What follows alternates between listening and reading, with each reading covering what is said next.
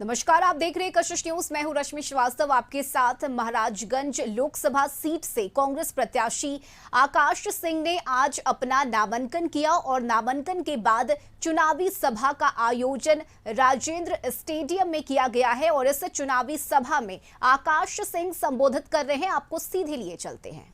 और भारतीय जनता पार्टी के हमारे सभी पदाधिकारी उपस्थित बहनों और भाइयों, 2013 से जब सुनते मैं सबसे पहले उम्र थी 21 साल, श्री हरि नहीं थे कि हम बिगड़े हुए थे। भगवान वही आप लोग को बचपन से बिगाड़ के रखा था, तो सोचते थे कि मोदी जी 15 लाख दे देंगे, जाएंगे गोवा हुआ घूम के आएंगे, ऐश मौज हम भी करेंगे, लेकिन देखते ही रह गए, नहीं मिला पैसा। तो ये जो 1 लाख रुपया वाला हम कर रहे थे, ये योजना क्यों आई है? ये योजना इसलिए आई है कि मोदी जी 2 करोड़ रोजगार हर साल युवाओं को तो नहीं दिए, लेकिन देश के 22 पूंजीपतियों का उन्होंने 16.5 लाख करोड़ रुपए माफ कर दिया। ये पैसा किसका था? ये टैक्स पेयर्स का, गरीब जनता का। सही कहा कुछ युवा साथी ने वहां पर। तो किससे पूछ के किया? इस धन के मालिक तो आप लोग है ना। तो मोदी जी ने किससे पूछ के 16.5 लाख करोड़ रुपया माफ कर दिया? तो उसी के एवज में हम लोग कह रहे हैं कि इतना ही पैसा इस देश की गरीब जनता को हम लोग देने का काम करेंगे। ये पैसा गरीब जनता का ही है, सरकार के पास टैक्स के माध्यम से आता है। 5 रुपया का बिस्कुट का पैकेट भी आप लोग खरीदते हैं, पीछे पढ़िएगा, उस पर लिखा रहेगा कितना टैक्स आपने इस पे दिया है। तो 5 रुपए के बिस्कुट के पैकेट से लेकर के और जो 8,500 करोड़ का विमान मोदी जी ने खरीदा है, सब चीज पे टैक्स लगता है। और उन्होंने एक नहीं 2 विमान खरीदा है, दोनों मिला के 17,000 करोड़ का विमान अपने लिए खरीदा है। तो एक ये बात होगी हमारी मैनिफेस्टो की। दूसरा, जो बेरोजगारी है, जैसी बेरोजगारी युवा साथियों के बीच आज भारत देख रहा है, आजाद भारत के इतिहास में इस प्रकार की बेरोजगारी कभी हम लोगों ने नहीं देखी थी। तो हम लोग कह रहे हैं कि हर एक युवा साथी जो हमारा ग्रेजुएट है, यदि ग्रेजुएट है तो उसको हम लोग गारंटीड इंटर्नशिप प्रोग्राम में लगवाने का काम करेंगे और साल में उसको 1 लाख रुपए कम से कम मिलने का काम होगा। तो नौकरी उसको की शुरुआत गारंटी के रूप में सरकार उसको देगी अगर ग्रेजुएट होल्डर है। बाकी जैसा काम करेगा उस हिसाब से अपना आगे बढ़ेगा जिंदगी में। जैसे बड़े लोग, बड़े घर के लड़के जब मैनेजमेंट वगैरह पढ़ाई कर लेते तो उनको इंटर्नशिप मिल जाती, और गरीब घर के लड़कों को नहीं मिलती, वो थके खाते रह जाते हैं। विधायक, पूर्व विधायक के घर जाते हैं कि हमको कहीं से दिलवाइए, जितना बेचारा कर सकता है उतना महीने में 8-10 लोगों को करता है। दूसरा, लगता है कि तेजस्वी जी का भी हेलीकॉप्टर आ गया है, तो हम जानते हैं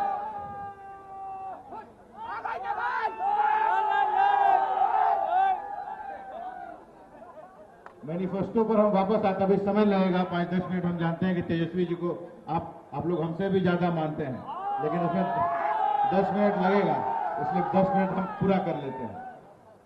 इंडिया अलायंस की सरकार बनेगी तो 1 लाख रुपया वाला हमने बोल दिया हर गरीब परिवार को, और इंटर्नशिप युवाओं के लिए, किसानों के लिए। किसानों की आय मोदी जी ने कहा था कि दुगना करेंगे, नहीं किया। हम कह रहे हैं कि हम लोग एमएसपी पे गारंटी लाएंगे और किसानों की आय दुगना करने का काम करेंगे। आप लोग याद करिए, यूपीए 1 में हमारे पिताजी यहाँ बैठे हुए हैं, देश के कृषि मंत्री थे, और 72,000 करोड़ की लोन माफी हुई थी। याद है आप लोगों को किसानों की? याद है? और जब ये माफी हुई थी तो बीजेपी के लोग क्या कहते थे? ये कौन सा तरीका है सरकार चलाने का? ये क्या किया आपने? कहां से पैसे लाएंगे? ऐसी अर्थव्यवस्था चलती है, नोट छापेंगे, ये सब ये कहते थे। और जब खुद सरकार में आए तो 16.5 लाख करोड़ रुपया माफ कर दिया, उससे 25 गुना ज्यादा। गौतम अडानी को 10,000 करोड़ रुपए की कुल संपत्ति थी गौतम अडानी की जब मोदी जी प्रधानमंत्री हुए थे। यानी कि अपने सारे कंपनी के शेयर्स, अपनी कंपनी, घर, प्रॉपर्टी, गाड़ियां सब बेच के खड़े हो जाए बैंक में तो 10,000 करोड़ रुपया होता है, जो कि बहुत बड़ा अमाउंट होता है। लेकिन आज के डेट में उनके पास 10 लाख करोड़ रुपया की संपत्ति हो गई है। तो हम आप लोगों के बीच में एक सवाल छोड़ना चाहते हैं कि पैसा ये गौतम अडानी का है या जिसने ये पैसा कमवाया नरेंद्र मोदी ने, ये पैसा उनका है? उन्हीं का है। जैसे मान लीजिए लोकल लेवल पे कोई विधायक या सांसद चोरी करता हो और 5, 10, 20 करोड़ रुपए कमा लेता हो, तो घर में तो पैसा नहीं रखता, पैसा रखता है लोकल ठेकेदार के पास। उसी प्रकार से लोकल ठेकेदार है देश के लेवल पर जहां पैसा रखा हुआ है। 200 यूनिट साथियों बिजली मुफ्त हो जाएगी अगर इंडिया अलायंस की आप लोग सरकार बनाते हैं। 200 यूनिट तक एक पैसा नहीं लगेगा। ये हम लोग उठा के लेकर आए हैं अरविंद केजरीवाल जी के यहाँ से, दिल्ली में जिनकी सरकार है। आप लोग जानते हैं कि उनको भी जैसे लालू जी को यहाँ परेशान किया, ऑलमोस्ट उनकी हत्या कर दी। बहन रोहिणी ने अपना किडनी देकर उनको बचाया, नहीं तो साजिश यही थी कि लालू जी जेल में मर जाए, इतना उनको हम प्रताड़ित करें। नरेंद्र मोदी की यही साजिश थी। हम लोग सब आप लोग तरफ से मैं बहन रोहिणी को शुक्रिया अदा करता हूं, और यहीं से चुनाव लड़ रही है तो मेरा तो नामांकन है ही। मैं बहन रोहिणी के लिए भी आप लोग से वोट मांगता हूं कि अगल बगल में रिश्तेदारों में दोस्तों में यहाँ वोट मांगिए, और पिताजी के जितने भी समर्थक हैं सारण में उन लोगों से भी अपील करता हूं कि बहन रोहिणी को जिताने का काम करें। यहीं बगल में झारखंड है, यहां पर भी तानाशाही का एग्जाम्पल 2 महीने पहले देखा गया। हेमंत सोरेन जब पैदा हुए, सीपी सोरेन के बाबूजी, ये लोग सब बिहार के सिटीजन थे, उस समय झारखंड बिहार में ही था, और अभी भी बट गया हो कानूनी तौर पे। हम लोग झारखंड बिहार में कोई फर्क नहीं समझते। झारखंड के सिटिंग चीफ मिनिस्टर को जेल में डालने का काम किया इन लोगों ने। क्या कभी ऐसा देखा गया था? बिहार में लालू जी, उनके परिवार, बेटी, दामाद सबको प्रताड़ित करना, चुनी हुई सरकार, झारखंड में चीफ मिनिस्टर को उठा के जेल में बंद करना, दिल्ली में एक पॉपुलर चीफ मिनिस्टर, इतना पॉपुलर चीफ मिनिस्टर, 70 सीटें हैं दिल्ली में विधानसभा में, और 67 सीट अरविंद केजरीवाल की पार्टी जीती। दूसरी बार चुनाव हुआ 5 साल के बाद तो 63 सीट जीतने का काम किया, यानी कि 90%। शायद ही कोई ऐसा उदाहरण है जहां विधानसभा में 90% विधायक एक पार्टी के चुन के गए हों। 90% और 95%। तो ये मोदी जी समझ गए कि पॉलिटिकली जनता की ताकत से इन लोग हम लोग कुछ नहीं कर सकते, तो उनको भी जेल में उठा के बंद कर दिया। लोकतंत्र खत्म हो चुका है। समझिए कि सांस ले रहा है अस्पताल में, और आप लोगों की जिम्मेदारी है उसको बचाना। मीडिया कहने के लिए मीडिया रह गई है। चौथा स्तंभ बोला जाता था कांग्रेस के जमाने में, अब तो खाली मोदी जी का स्तंभ रह गया है। वो इलेक्शन कमीशन, जो डेट मोदी जी चाहते हैं वही डेट आता है। ये फर्स्ट फेज और सेकंड फेज का जो पोलिंग परसेंटेज आया था, वो आप लोग अगर न्यूज देखते होइएगा तो वो भी इन लोगों ने 6.25% बढ़ा दिया। पहले के जो फिगर्स आए थे एक दिन बाद के वोटिंग के दिन, उन फिगर्स में 11 दिन के बाद इन लोगों ने 6.25% वोट बढ़ाने का काम किया है। तो मेरे जैसा एक छोटा कार्यकर्ता ये समझ नहीं पा रहा है कि मोदी जी हार रहे हैं इसलिए कहीं ईवीएम में पहले से उतने वोट थे या बाद में तो नहीं वोट डाल दिया गया।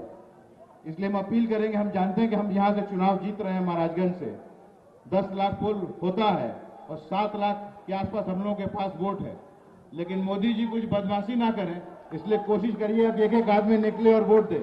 अगर ईवीएम में 1 लाख वोटों का घपला वो करेंगे तो उतना आप लोग मैनेज करके चलें कि मार्जिन कम से कम 3 लाख 3.5 लाख का हो।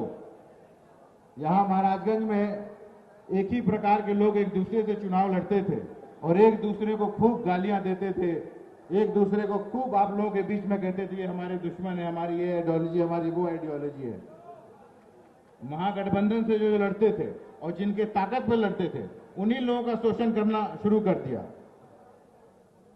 सबसे पहले तो हम आरजेडी के वर्कर्स का भी धन्यवाद करना चाहते हैं, जिन्होंने कहा लालू जी को जाके कि वहां भूमिहार लड़ाइएगा तो जीत सकता है। और फिर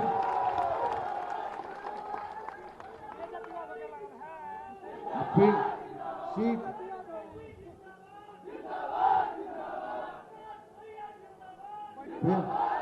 अरे तेजस्वी जी यार हमको और भी बात बोलना आ जाएंगे तो कहाँ बोल पाएंगे, फिर तो वही बोलेंगे, पिताजी बोलेंगे।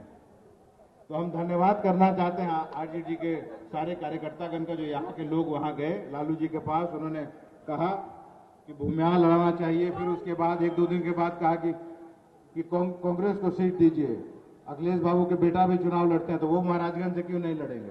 तो फिर लालू जी फोन किए पिताजी को कि बेटा कहाँ है तुम्हारा, कि कहाँ बेतिया, नवादा, मोतिहारी में घूम रहे हो, यहाँ इतना डिमांड आ रहा है तो बुलाओ उसको। फिर हम गए, मिले उनसे, उन्होंने आशीर्वाद दिया। तो महाराजगंज लोकसभा सीट से कांग्रेस के प्रत्याशी आकाश सिंह को सुन रहे थे आप, जिसमें उन्होंने खुद के लिए वोट की अपील की और साथ ही लालू यादव की बेटी रोहिणी आचार्य के लिए भी आम जनता आम लोगों से वोट मांगा।